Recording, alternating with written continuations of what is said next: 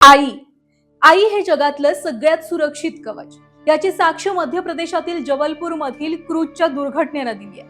नर्मदेच्या कुशीत घडलेली जबलपूरची क्रूज दुर्घटना केवळ एक अपघात नाहीये, तर आईच्या असीम बलिदानाची आणि काळजाला चिरून जाणाऱ्या ममतेची एक अजरामर अशी कथा आहे. जेव्हा मृत्यूने अगदी चोहूकडून वेढा घातला आणि क्रूज काही सेकंदातच पाण्यात गडप झाली, तेव्हा त्या माऊलीनं स्वतःच्या जीवाची पर्वा न करता आपल्या चिमुकल्याला छातीशी घट्ट कवटाळून धरलं. बचाव पथकाला जेव्हा या दोघांचे देह सापडले, तेव्हा ते हृदयद्रावक दृश्य पाहून सगळ्यांचेच डोळे पाणावले. अगदी त्या आईच्या आणि लेकराचा फोटो जेव्हा सोशल मीडियावर व्हायरल झाला, तेव्हा सुद्धा नेटकऱ्यांच्या मनामध्ये एक वेगळाच कल्लोळ निर्माण झाला होता. अनेकांनी या आईला, आईच्या आणि लेखाच्या फोटोवर कविता सुद्धा लिहिल्या, काव्य रचली.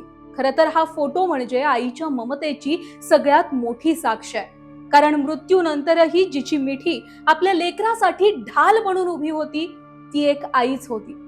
त्या क्रूज दुर्घटनेनं फक्त एका आई आणि लेकराचा जीव घेतला नाही, तर तब्बल 9 जणांचा यामध्ये मृत्यू झाला. ही घटना व्यवस्थेच्या निष्काळजीपणावर एक गंभीर प्रश्न उपस्थित करून गेली आहे. हवामानाचा इशारा असताना सुद्धा क्रूज का सुरू राहिली? लाईफ जॅकेट द्यायला उशीर का झाला? 9 जणांनी आपले प्राण गमावले आणि अनेक संसार उद्ध्वस्त झाले. नियती इतकी क्रूर असू शकते याची ही भीषण प्रचिती आहे. संपूर्ण देश या दुर्घटनेमुळे हळहळतोय. आपल्या बाळाला वाचवण्यासाठी शेवटच्या श्वासापर्यंत झुंज देणाऱ्या त्या वीर मातेला आणि सगळ्या मृतांना भावपूर्ण श्रद्धांजली. ही घटना प्रत्येकाला एकच गोष्ट सांगते की आईचं प्रेम अमर असतं, पण व्यवस्थेच्या चुकीमुळे अशा अनेक निष्पापांचा आजवर जीव गेलाय.